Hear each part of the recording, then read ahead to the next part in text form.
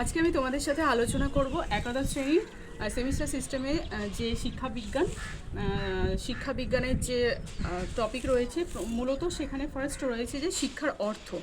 দেখো, শিক্ষা বিজ্ঞান এমন একটা সাবজেক্ট যেখানে তুমি একটা ইন্টিগ্রেটেড অল সাবজেক্ট অলরাউন্ডার একটা বিষয়বস্তু তুমি খুঁজে পাবে। যেমন ধরো, এডুকেশনের মধ্যে তুমি ফিলোসফি থেকে শুরু করে প্রত্যেকটা সাবজেক্টের সাথে তুমি কানেক্ট করতে পারবে, এবং সেই কানেকশানের ভিতর থেকে তোমাকে একটা নির্যাস যেটা আসবে সেটাই হচ্ছে গিয়ে শিক্ষা।